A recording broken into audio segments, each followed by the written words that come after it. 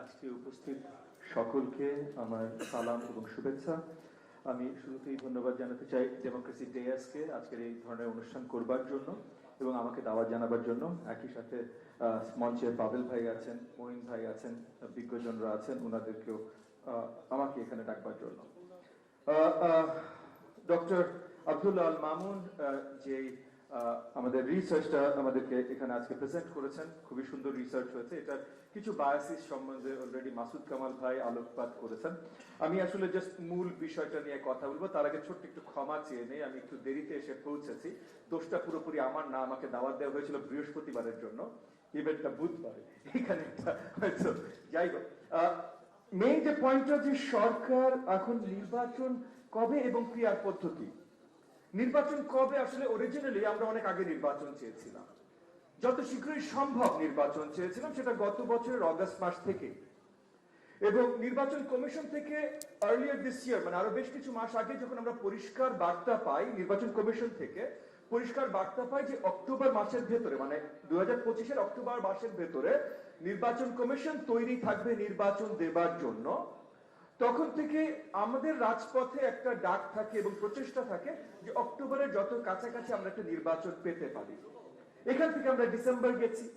December থেকে কিছুদিন আগে লন্ডনে বিএনপির মাননীয় ভারপ্রাপ্ত চেয়ারম্যানের সাথে একটা আলোচনার মাধ্যমে যখন একটা তারিখের কাছাকাছি আমরা এসেছি, একটা তারিখ নির্ধারণ হয়েছে, এটা আমাদেরকে বিশ্বাস করানো হয়েছে সরকারের পক্ষ থেকেও, তখন আমরা আস্থা পেয়েছি যে ঠিক আছে, সেই তারিখের ভিতরে আমরা নির্বাচন পাচ্ছি।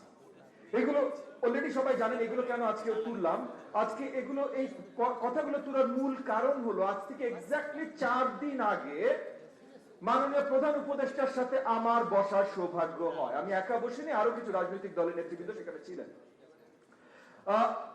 এই গত 12 মাসে মাননীয় প্রধান উপদেষ্টার সাথে রাজনৈতিক দলগুলো যখন বসে, আলোচনার নামে বসে, এই আলোচনা নিয়ে ছোট্ট একটু পরিষ্কার করি আপনাদেরকে। ইউজুয়ালি পুরো আলোচনায় মাননীয় প্রধান উপদেষ্টার সাথে যতখানি কথা না হয়, আলোচনা শেষ হওয়ার পর মাঝে মধ্যে, যেহেতু মাননীয় প্রধান উপদেষ্টার সাথে আমার অনেক আগে থেকে একটা পরিচিতি ছিল, উনি একটু ডেকে নেয়, ববি একটু শুনেন। ওই ববি একটু শুনেন বলে যতটুকু আমার সাথে কথা হয়, পুরো আলোচনার মিটিং এ এত কথা কারোর সাথে হয় না। এইটা হলো রাজনৈতিক দলদের সাথে আলোচনা। এখানে কয়েকজন অলরেডি আলোকপাত করেছেন যে রাজনৈতিক দলদের সাথে যখন এই আপনার কি বলেন নাম মাননীয় প্রধান উপদেষ্টার সাথে আনুষ্ঠানিক মিটিং হয়, এখানে আসলে মিটিং তেমন কিছু হয় না, অল্প কিছু কথা হয়, তেমন কোনো আইডিয়াস এক্সচেঞ্জ হয় না। এবং মাননীয় প্রধান উপদেষ্টা যেগুলো বলেন সেগুলো বের হওয়ার সাথে সাথে অন্য আঙ্গিকে প্রেজেন্ট করা হয়। এটা কেন বলছি, কারণ 4 দিন আগে পরিষ্কার ভাবে আমি প্রশ্ন করেছিলাম মাননীয় প্রধান উপদেষ্টাকে, আমাদের ডাকা হয়েছিল দেশের অস্থিতিশীল যে অবস্থা, এখান থেকে আমরা কিভাবে উত্তীর্ণ হতে পারি। ওনাকে আমি প্রশ্ন করেছিলাম ডিরেক্টলি যে যদি আপনি নির্বাচন সম্বন্ধে পরিষ্কার একটা বার্তা আমাদেরকে দেন, আমরা জনগণের কাছে পৌঁছে দেই, জাস্ট এই বার্তার মাধ্যমে আমরা অনেকটা স্টেবিলিটি আনতে পারবো। উনি তখন পরিষ্কার আমার দিকে তাকিয়ে আমাকে আমার প্রশ্নের উত্তরে বলেছিলেন যে কয়েকদিনের ভেতরে আমি অফিসিয়ালি সবার জন্য অ্যানাউন্স করব, আপনারা দুশ্চিন্তা করেন না।